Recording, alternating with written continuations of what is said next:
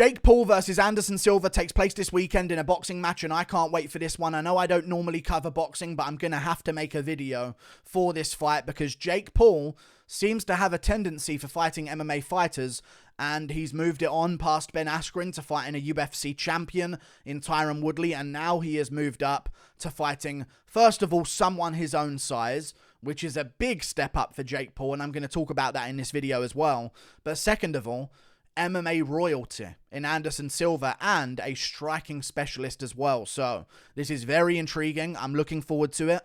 And honestly, I think I'm going to go with Anderson Silva. I've been thinking to myself for a while now, almost like I'm coping, because I don't want to see another MMA fighter lose to Jake Paul. I've seen it enough and it saddens me. It really does.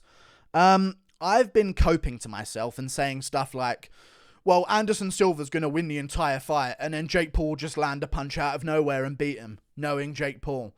Just so I can say that I think Anderson Silva's a better boxer, but then just sort of like justify it if Jake Paul somehow wins and say, yeah, I told you guys he would land a shot, you know what I mean? But I feel as though Anderson Silva's going to win this one because I watched back Anderson Silva versus Julio Cesar Chavez Jr., and that was a while ago now. And Anderson Silva has been focusing on boxing since then.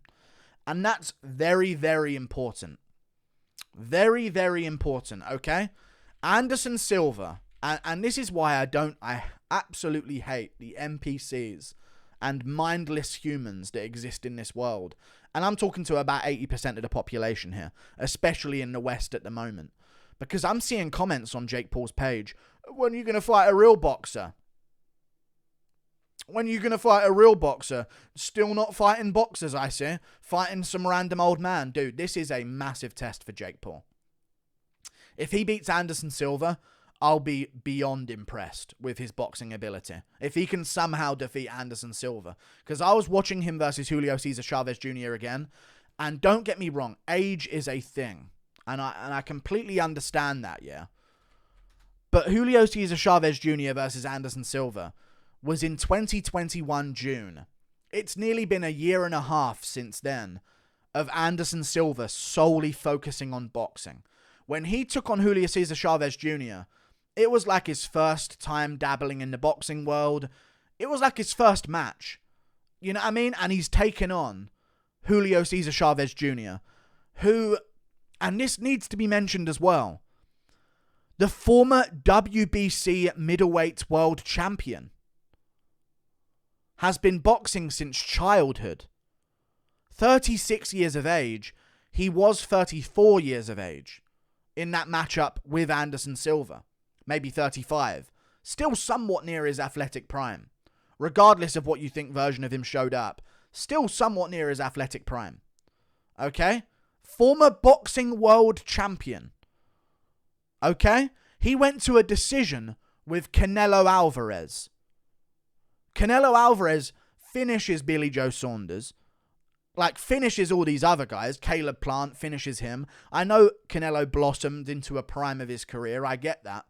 But this guy survived to a decision with Canelo Alvarez. And he was a former champion in boxing. And he's been training since childhood because his dad is the Julio Cesar Chavez. Okay?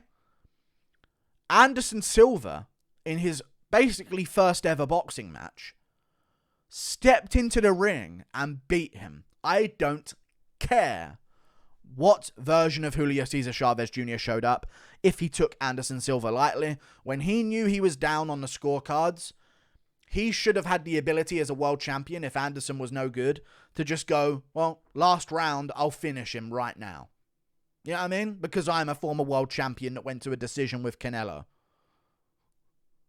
And Anderson beat him in a boxing match. And I need you to digest that and understand it. Because he made him look quite silly in that fight as well. And you can say all you want about, yeah, but he wasn't really training that hard. He did sparring rounds. I would expect a guy who's a former champion and went to a decision with Canelo to step off the couch and beat Anderson Silva in a boxing match. Like, seriously. And Anderson beat him. Regardless what version of Julio Cesar Chavez Jr. it was, we're comparing that win with a win over Woodley twice, an MMA fighter who's never boxed and isn't really a boxer predominantly anyway. A good guy at throwing hands and a fighter in general, which is good for Jake Paul to get a win over at his young age in his career.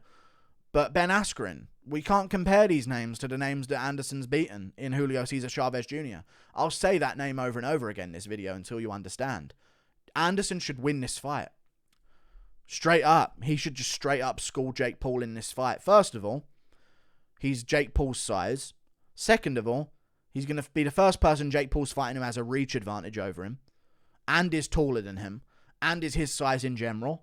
And that's a big deal for Jake Paul because he fought Nate Robinson, who's a dwarf, and Esong Gibb, who's a dwarf, Woodley, who's a dwarf. I think he's like 5'9", midget. And then you got Ben Askren, who's like 5'9" as well. Like, these aren't big people in any way whatsoever. Anderson's like 6'1", I think, and Jake Paul ain't 6'1". I think he's actually about 5'11", 6 foot. Seems like he's a similar height to KSI, and KSI on Celeb Heights, the guy who measures himself up against people, I think has KSI as not even 5'11". So, you know, Anderson Silva, big, tall, rangy guy, experienced beyond belief in striking, no matter what, more experienced than usual in boxing. And he beat Julio Cesar Chavez Jr. a year and a half ago when he just stepped into training in boxing and walked into a ring with him and beat him. Now he's been focusing on it as his next venture in life that he's fallen in love with for a year and a half. Light work against Tito Ortiz, whatever. Tito Ortiz is a joke. Made another video about that KO on this channel. Almost looked a little bit rigged, I'll be honest with you. But did that against Tito Ortiz. And then he beat another guy. Whatever, he finished him, KO'd him. Cool. He's getting experience in boxing. And he's becoming a more natural guy at it. And I just think he does a lot of things that Woodley would never do, Askren would never do, Robinson would never do, Gibb would never do. And I can speak all I want about the improvements of Jake Paul. And I'm thinking, no. Silva beat Julio Cesar Chavez Jr. a year and a half ago. And he's been focusing on boxing ever since. 2 knockdowns in sparring, I really don't care. He should just win this fight. And if Jake Paul somehow pulls it off, I think I'll give it to him. I will. And I'm seeing comments. Oh my God, these NPCs. I think Silva will win, but I just hope it isn't rigged. They're pre-insuring themselves of a cope about the decision of this fight, whatever happens. I hope Silva wins, but it might be rigged. So basically, if Jake Paul wins in their mind, it's rigged. Basically.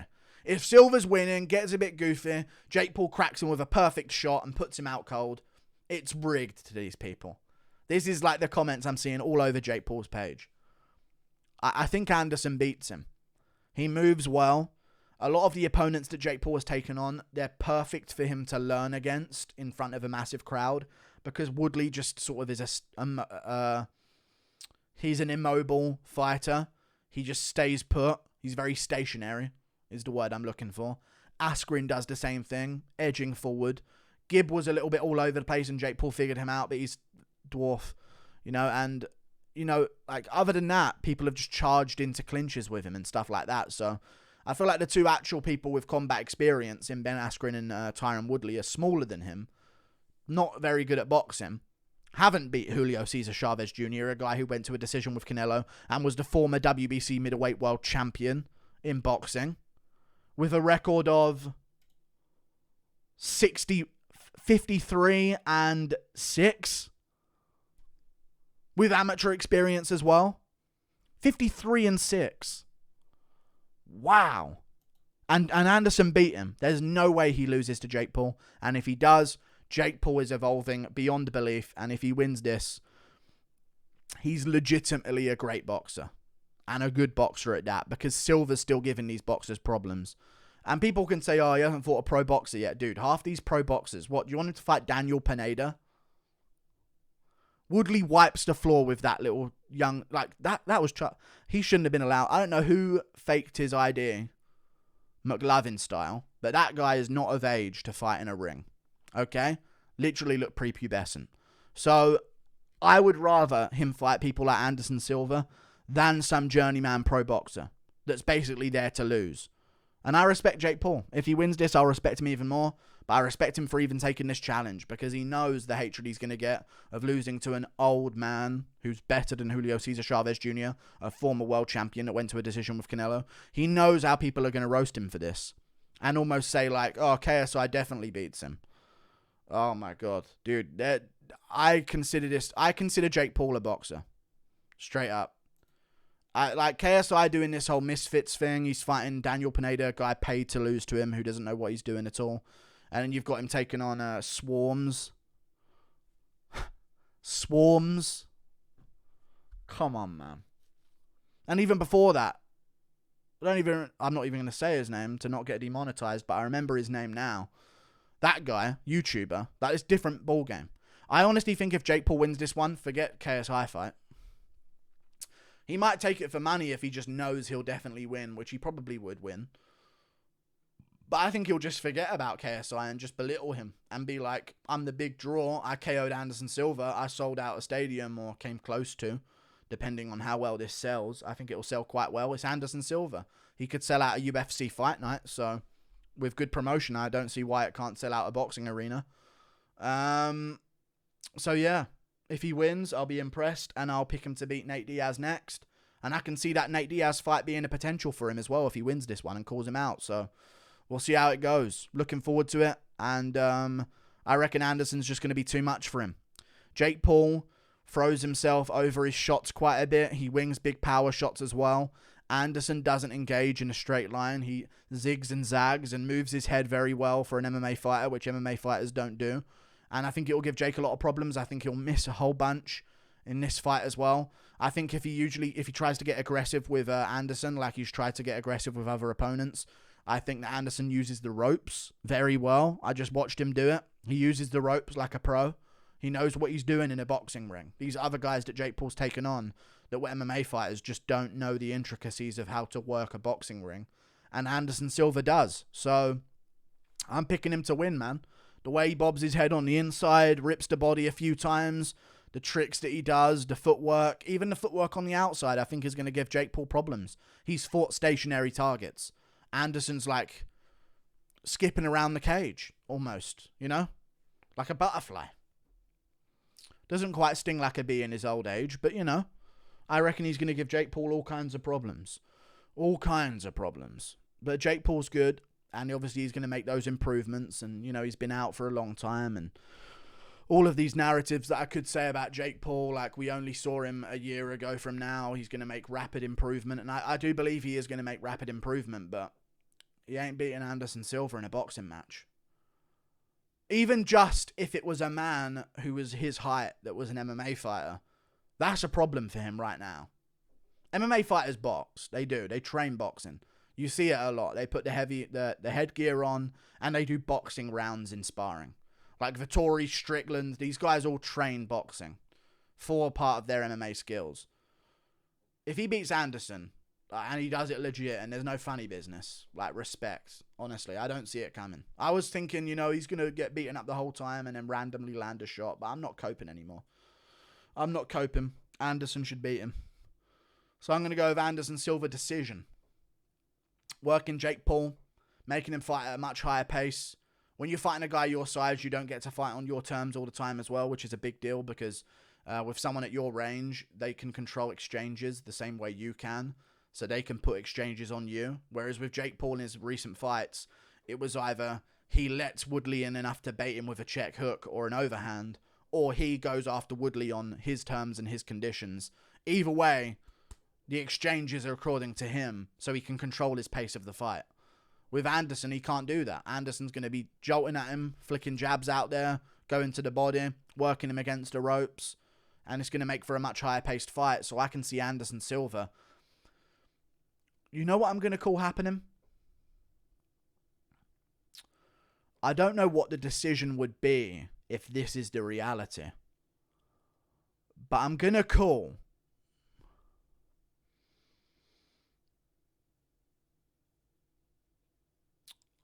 madness. I'm going to call this is an absolute war of a fight. And I think it's going to get bloody. I think they're going to be trading back and forth. I reckon Jake Paul knocks him down in round 1 or 2. Anderson gets back up. Jake Paul goes after him. Uses a bit too much energy. Realizes he has. Starts coasting a bit. Loses the next few rounds to Anderson Silva. But wins one of the rounds by 10-8 because of the knockdown. And maybe wins one of the earlier rounds as well. Then I'm going to see Anderson Silva get a 10-8 of his own. Maybe with a body shot against Jake Paul in maybe the 6th or the 7th. Or maybe he just knocks Jake Paul down with a jab. Off balance. Getting a bit lazy. A bit lackluster. And Anderson Silva gets one. And then I think Jake Paul's going to probably knock him down in round 8. And they're going to trade back and forth. And Anderson's going to have his moments. And Jake Paul's going to have his moments. I think this is going to be a wild fight. But I don't know what the scorecards would add up to. I think they would add up to a draw. If it were to go the way I just said it would. But scrap that. I think Anderson wins by like a round. A round of a point. Anderson wins by a point. Whatever number is going to be on the scorecard. Like and subscribe. Thank you for watching. Toodle pip. I'll see you later. Goodbye.